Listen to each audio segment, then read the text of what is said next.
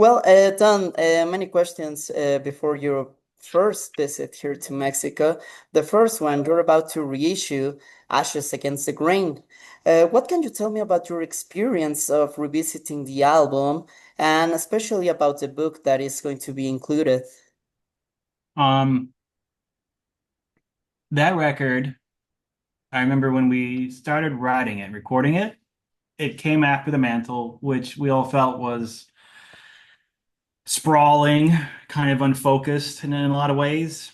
And we decided we wanted to write a more, I guess you could say, hard rock, heavy metal record where the songs were more specific. And that's as close as we got. Um, it was also the record when it came out really kind of broke us into more of a mainstream, Pitchfork gave it a really great review, and then all of a sudden we're breaking into other scenes than the metal scene. What's been cool about revisiting it is that we've been performing the record in full, and we've never performed the song Fire Above Ice Below. We've never performed it, partly because we weren't so happy with how it came out on the record.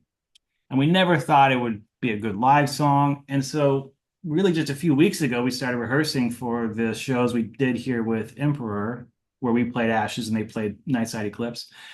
And we were blown away how well uh, Fire Above Ice Below came out and how we could kind of almost reimagine it live. So now we're going to add it probably to the set, permanently for the time being. So that's been wonderful because when you play a song live, it's totally different. Because the thing is about those early Agalloch records, those songs were never played live. We recorded them, track by track, and then later when we started performing, we would then have to figure out how to do it live. So it's been fun playing the record front to back, and that's been the best experience of revisiting it for me. Um, so that's been the main thing. The booklet, has photos and things from that era. It was a difficult time. I was getting divorced. My Okay, father was, nearing his death from cancer, and I was taking him to treatments during that time. I'm sorry. Yeah, and I remember I was not living in Portland at the time, and so when I got back from Portland after recording that, um, I received a big package from a fellow musician who was also an Agalloch fan, and he played in a band called Escape the Day from Germany. Very down tempo, very sad music. I loved it. I was hugely into it. And he had sent me a suicide letter, so it was like just the album was just surrounded by all this darkness, and that's why we dedicated. His name was Florian, and we dedicated uh, the record, or maybe it was just Our Fortress is Burning, but we dedicated that to him. So it has this, it's a difficult period. But once it came out, it did a lot of good for us. Well done. First of all, I'm sorry to hear all the stuff that you went through during the recording of this album. Um, but I found it very interesting how you mentioned it. It really influenced this kind of sad feelings and dark atmosphere that the overall work had. And I do want to keep on the musical part. Um, One thing that you mentioned that I found very interesting is how the album got reviewed on Pitchfork, for example, which is not a media that uh, reviews metal albums very often or reviews them or praise them. Actually, how was it for you when that first came out? It was the first I heard of Pitchfork because, like you said, my exposure to music journalism was, in the early '90s, it was fanzines. And then it was like webzines, and then it was like a few handful of metal magazines at the time, obviously Metal Maniacs, Mhm. but also there was Brave Birds and Bloody Knuckles, there was Unrestrained, there was Pit, there was Sounds of Death, Terrorizer. Now you got Decibel, and that's about it. So I didn't know about Pitchfork, and but people who were in the know were like, "Oh, this is a really big deal that these guys never give." I think we got 8 out of 10 or something. These guys never give 8 out of 10. They're super snobby. They're elitist. They're hipsters. Blah blah blah blah. I had no, it didn't mean anything to me at first. But what it did do is, yeah, I mean, it kind of gave us a more mainstream exposure, and we weren't looking for it. I mean, really, we just made the record we wanted to make. But I think the production and I think the catchiness of the songs, I think because it wasn't a ferocious black metal blast beat record, it appealed to people who were listening to at the time, indie rock, because we were very much into a lot of bands like obviously Slow Dive, My Bloody Valentine, even Dinosaur Jr. and bands that had a darkness to them and were Gastro del Sol, this sort of stuff. I mean, that stuff's dark too, and we were really into it. So I think it was like a weird crossover, and I think we get either we get regarded as or blamed for post black metal, whatever you want to call it. Bands like I know Deaf Heaven and this sort of stuff, and Alcest and things like that. So I don't know if I should apologize or take credit for it. I don't know. It's always difficult. Do you like that post-metal, post-rock label?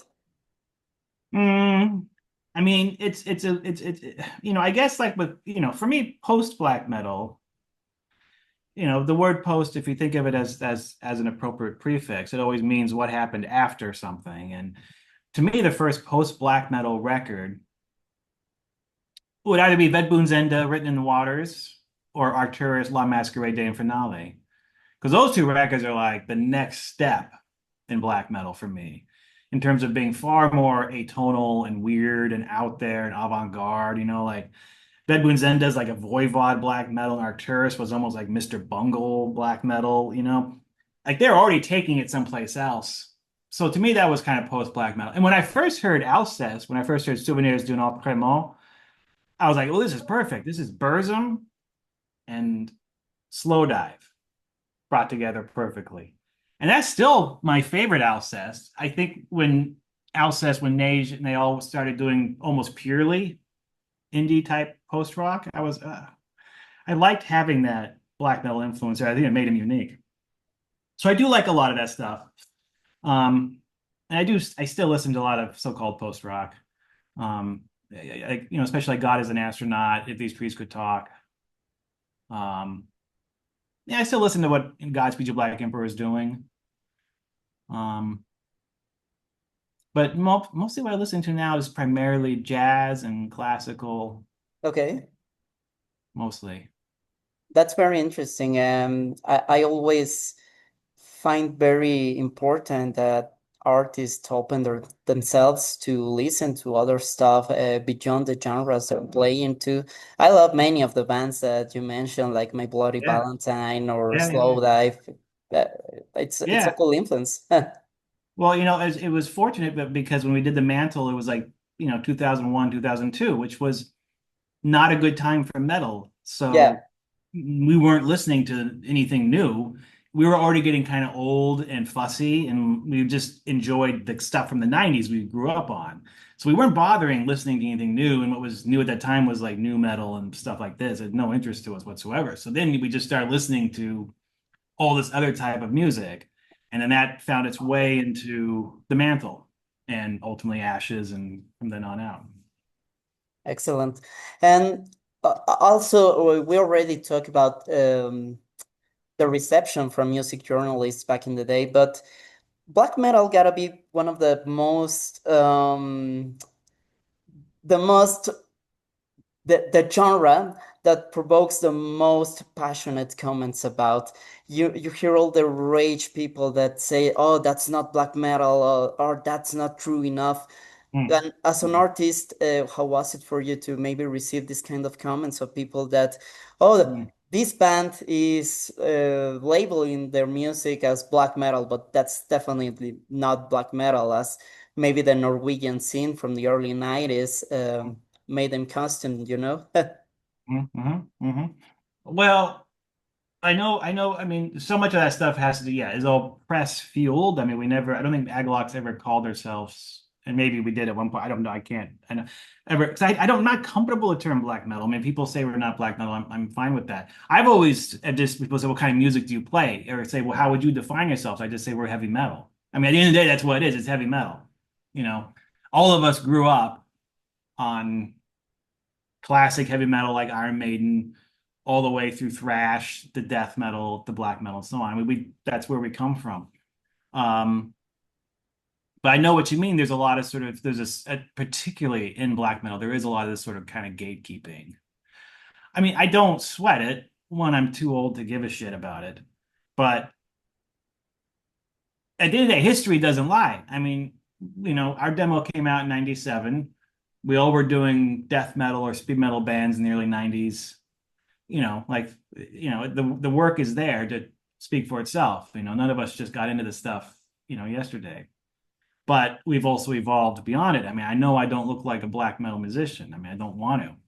When I go to festivals, I have to admit, like when I was at Fortress Fest, which we played a few weeks ago, I mean, I feel totally out of place. Everyone's got their Dark Throne shirts on, their Mayhem shirts, and all this stuff, and that's why I wear a Yes shirt because I have to be different, and I want to be a little bit different. I mean, I love those bands. I grew up on them. They're important. They have influenced Agalloch, but the world and music is so much bigger than these labels. I don't really worry about it. And we're not. We've never been true black metal. There's nothing satanic about us. We've never had interest in that. Um, yeah, I don't sweat it too much. We're just a metal band. Simple as that. I love it.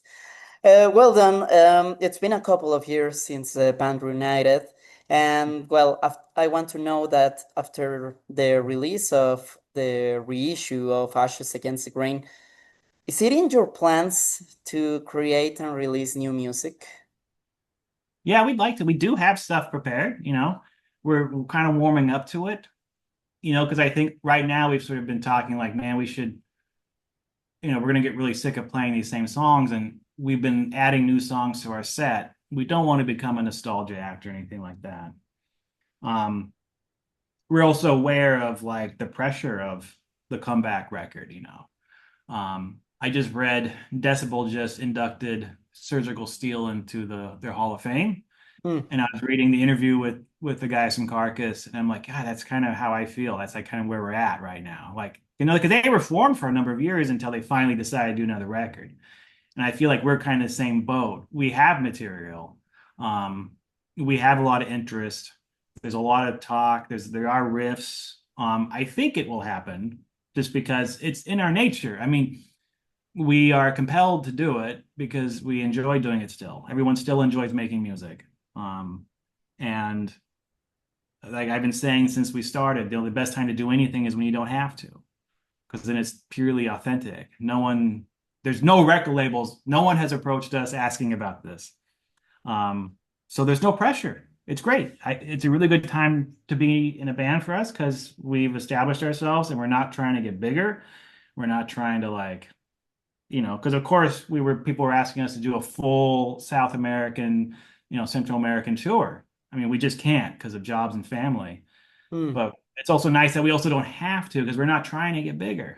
We all have our jobs. We're fine. We don't, it's purely because we enjoy doing it. And we're especially happy because when we reformed, one of the places we said we wanted to play more than any was Mexico, South America, Australia. We want to hit these places we haven't played.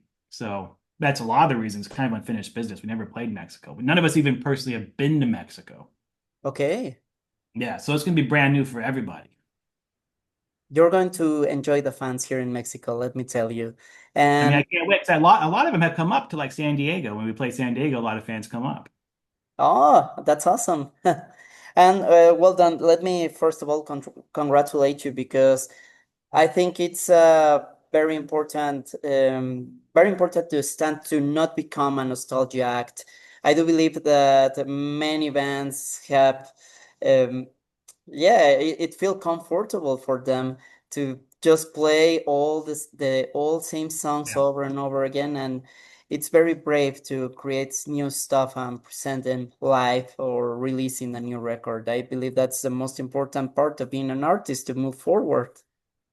Well, thank you. I'm glad I've convinced you that we're brave because we are also, I mean, we are aware. I mean, it is daunting. It is intimidating. And but yeah, I mean, thank you very much. Yeah, I think we'll get tired of playing these songs. We'll want to do some new stuff. Great. Well done. I have one last question for you Yeah. today, because I have always found very interesting the northern West Coast scene, because I see it in these cities like Portland, like Seattle, Mhm. that there are many bands coming from there, even from the biggest, most famous bands from the 90s and to the most underground bands that they always have something very interesting to offer to the listeners. But as you're with your own experience, why do you think it has always been such an important area for rock musicians? Oof. I think, people used to say like the reason why New York punk rock and hardcore came out was because there was such poverty and rents were really cheap and bands could afford to do art and do it regularly.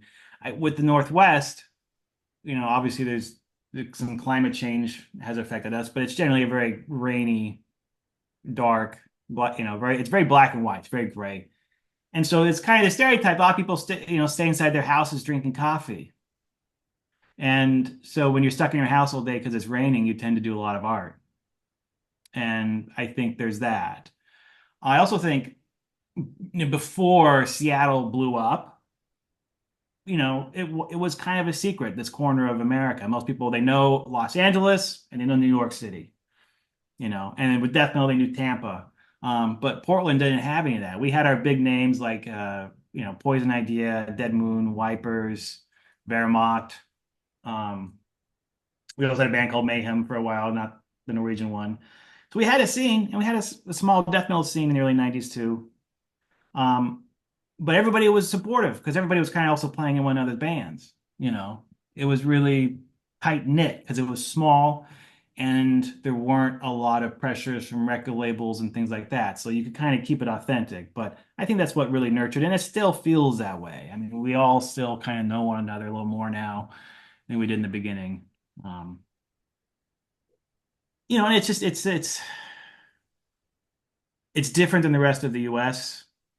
It's very communal, rich in community, rich in, people helping one another out. Uh, the festivals out here are great, Northwest Terror Fest.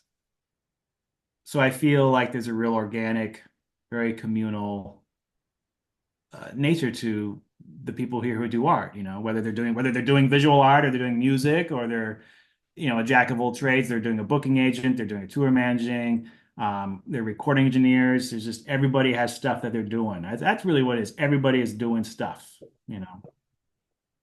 Good. So good to know that it's such a close scene that there's a huge sense of community. You don't find that in big cities, and Yeah. I yeah, mean, it it's was when we first started, there wasn't much of that, but now there is definitely.